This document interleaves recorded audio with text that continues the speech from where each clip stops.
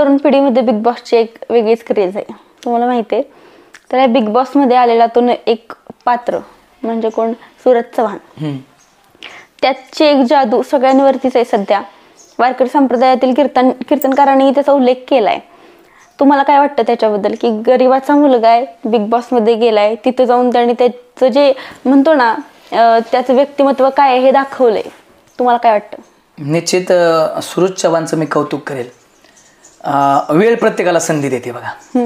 वेळ खूप ताकदवान आहे. वेळेने भल्या भल्यांना हरवलंय आणि भल्या भल्यांना मोठेही केलंय. वेळेची जादू ही सूरज चव्हाणची वेळ आज चांगली. ज्या सूरज चव्हाणला लोक नावं देत ठेवत होती, ज्या सूरज चव्हाणला लोक शिव्या देत होती, त्या सूरज चव्हाणचं आज कौतुक होतं. एक साध्या कुटुंबातून आलेला मुलगा आहे आणि निश्चित साध्या कुटुंबातल्या मुलाला गरिबीची जाण असते आणि समाजाची जाण असते.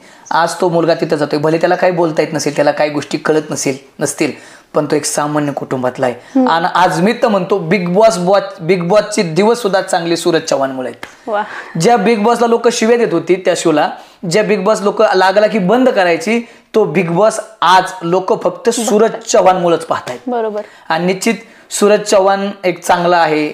एक त्याच्या जीवनातला इतिहास काही वेगळा आहे. त्याच्या जीवनात त्यांनी खूप हालाकीत दिवस काढलेत.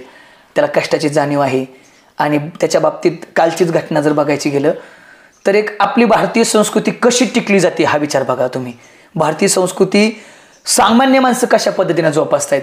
ज्यावेळेस आम्ही घरात जातो ना, त्यावेळेस चप्पल आम्ही बाहेर काढतो ना, आणि ते तत्व आहे, चप्पल आम्ही बाहेर काढली पाहिजे.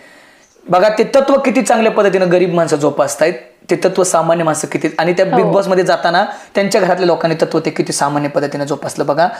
बिग बॉस मध्ये जात असताना आज धर्माच्या बाबतीत सगळ्याच्या बाबतीत बोलायचं झालं तर आज सूरज चव्हाणचं आणि त्यांच्या कुटुंबियाचं मी निश्चित कौतुक करेल. कारण ज्यावेळेस सूरज चव्हाणच्या बहिणी आणि आत्या बिग बॉसचा दरवाजा उघडला आणि बिग बॉसच्या खोलीमध्ये जायला लागले, घरामध्ये जायला लागले, त्यावेळेस त्यांनी आपली चप्पल त्या दरवाजाच्या बाहेर काढली, तिथं पाया पडले आणि पुढे गेले. ही भारताची संस्कृती, ही भारताची शिकवण आणि ही महाराष्ट्राची संस्कृतीची शिकवण आहे.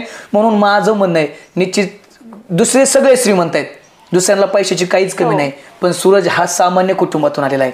त्याला पैशाची गरज आहे नाही ते माहीत नाही, पण निश्चित विजयी सूरज चव्हाण व्हायला पाहिजेत. त्यासाठी महाराष्ट्राच्या सगळ्यांना त्याला वोट करायला पाहिजेत. आणि माझं एक निश्चित म्हणणं आहे, सूरज चव्हाणच विजयी असणार. 6 तारखेला येते आपल्याला रिझल्ट दिसणार. सूरज चव्हाणच्या गळ्यामध्ये ती मानाची ट्रॉफी असणार म्हणजे असणारच. कारण शेवटी देव पण सत्याच्या बाजूने उभा राहतो. त्याचा भोळेपणा, त्याचे साधेपणा त्याला आतापर्यंत इथपर्यंत टिकून ठेवत आलाय. निश्चित तो विजय होणार.